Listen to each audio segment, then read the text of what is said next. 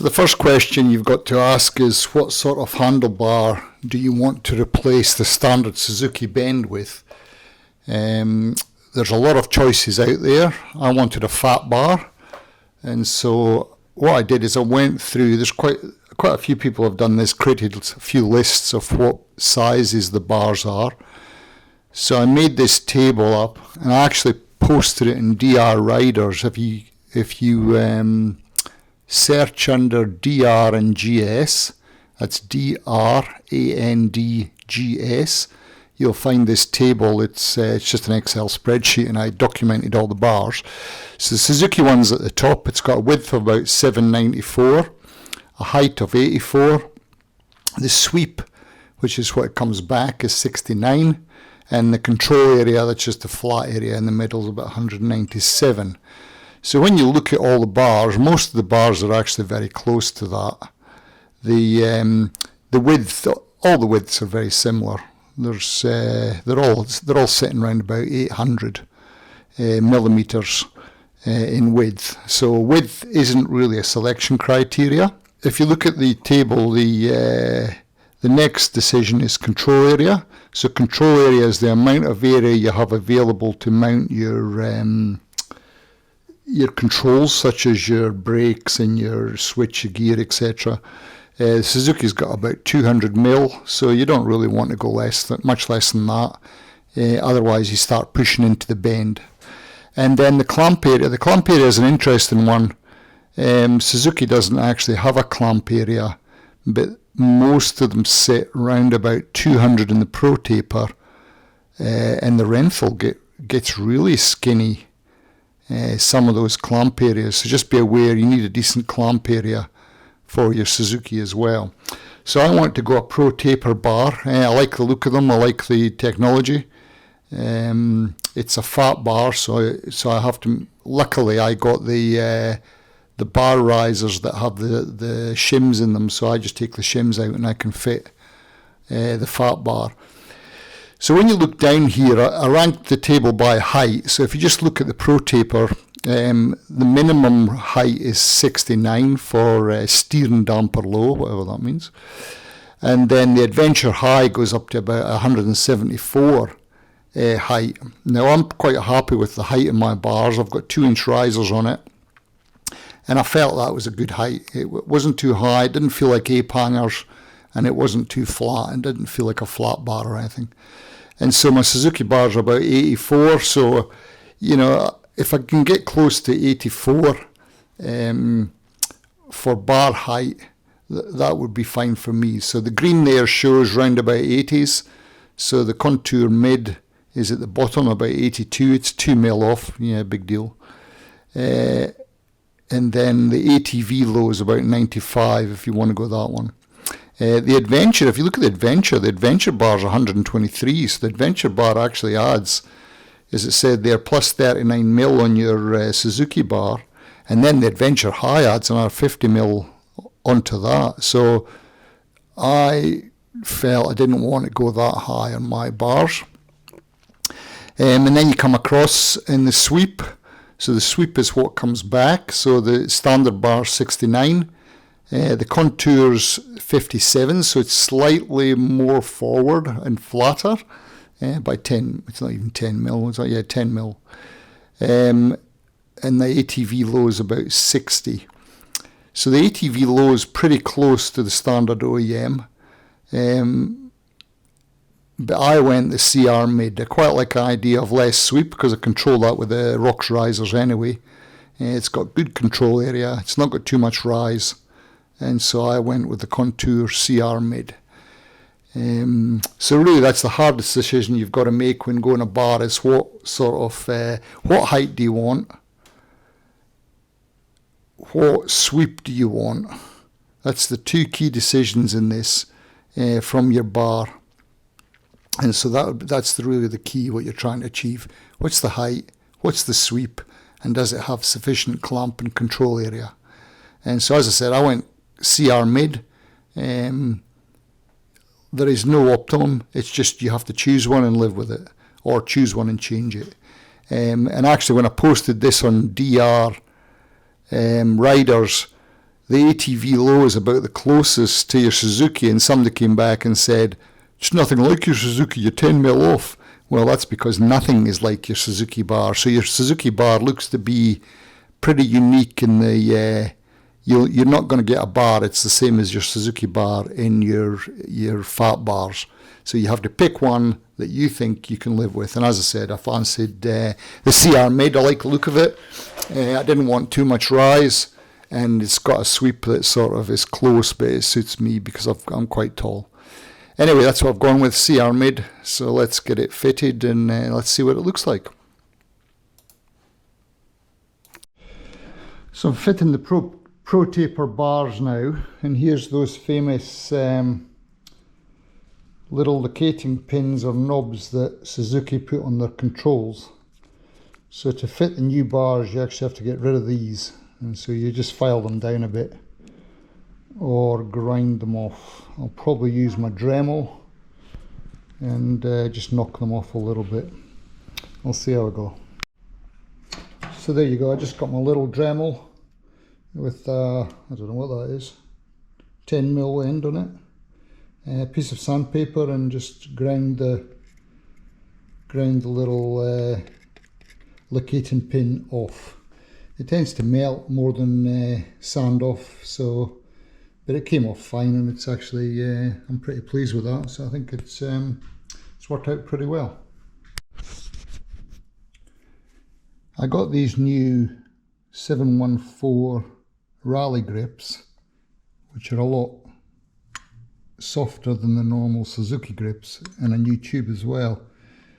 The issue you have with them is they seem to be a lot longer. You can see there they're a lot longer than the standard grips.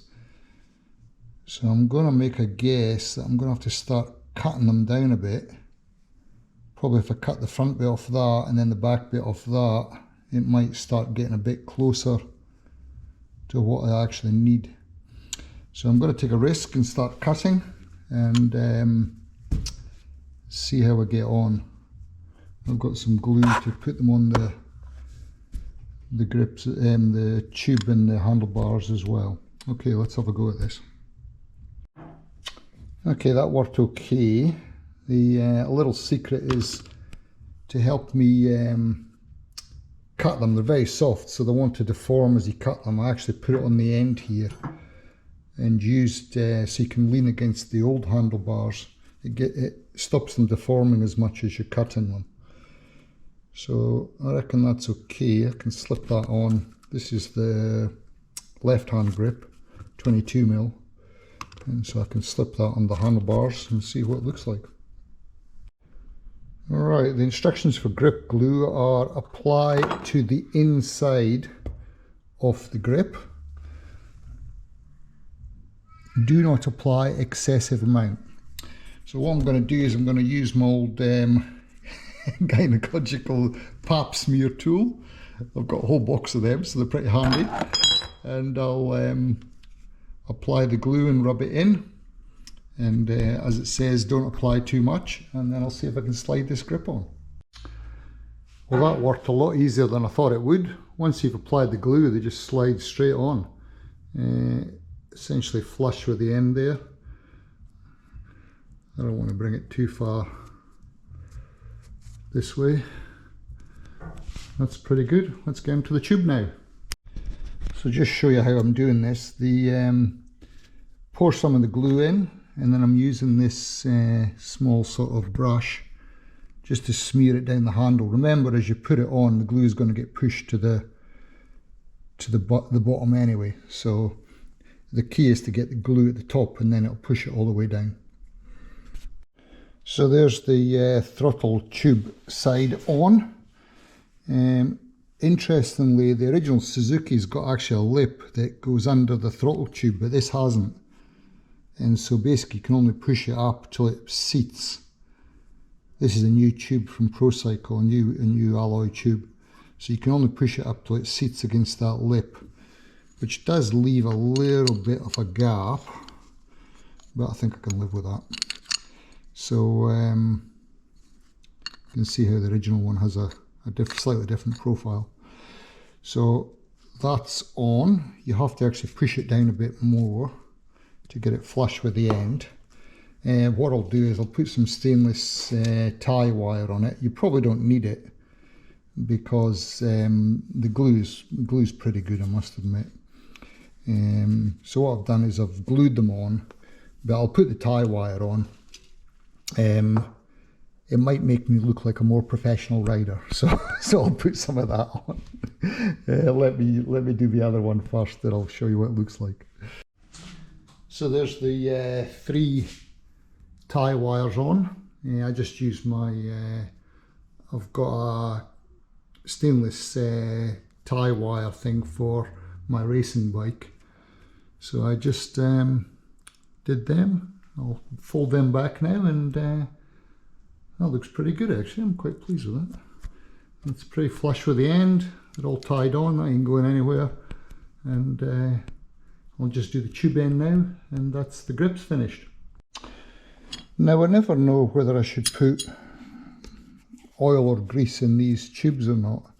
I do have some unobtainium Shimano grease, which is like $1 million a bottle or something, and it's really light, and you only have to put a tiny smear on it. So what I might do is just put a tiny smear in the tube, and then maybe a tiny smear around the cable where the cables go, just to keep it all lubricated. And then I should avoid any problems with chafing or jamming or anything like that. As I said, I'm never really sure how much grease you should put in these tubes. You don't want too much, obviously, because it goes everywhere. But I think a small smear is justified. Anyway, I'll chuck some in and get my throttle body on. Right, that's the bike back together. There's the new Protaper CR-Mids on. I think that really tidies up the front end because you get rid of the crossbar there, so it opens up the front end a little bit. I've got to move this clutch cable the other side of the brake. I'll do that now. And there's the new grips all wired in. I reckon that looks very professional. The bark busters, you need a different fitting. So after all the effort I went to get them fitted on the standard bars, there's actually a fitting called BTC 06, I think it's called, and it's a different fitting for taper bars, because obviously that's the clamps wider, but you've also got a different, it's like a dog sort of bone or a 90-degree piece at the front here. Actually looks quite good. I think it looks better than the other ones. You still need the 7mm spacer at the end here, because the bar still comes pretty close. So I've left the 7mm spacer there, and the reason is it's difficult to move your bars because of the clearance on your controls. So as I said, I've left the spacer in place. Could I have got away with it? Yeah, I could have got away with it just. Yeah, it'd have been pretty close to that one there. So I've left the 7mm spacer in place. You might can get away with it, but anyway, I've left it in place. It doesn't look too bad. So that's everything fitted. The controls don't look like they're going to move with the knobs ground off. I'll fix that. I think, as I said, I think it tidies up the front end, and that's me finished. New front suspension, new rear suspension, new handlebars and grips, and I think that's all I've done. And that's all I'm doing. I'm going to ride it. I haven't fitted the new tyres. I haven't got new tyres yet. They're not here. So I'm going to get some more mileage out of these original ones. I've only done 1,000 on them, so they're not too bad. They're useless in the sand, but I'm going to get some more mileage out of them before I swap them out. So I've got new tyres coming. I'm actually going to get the Motors Adventure and the Adventure 2 for the front, and I'm actually going to get tubeless as well, because you get more ply, so they're better for punctures. But in the meantime, I'm just going to get some more mileage out of them. So that's it. Bike finished once again. Let's get some mileage on it and see how she behaves. Thanks for watching.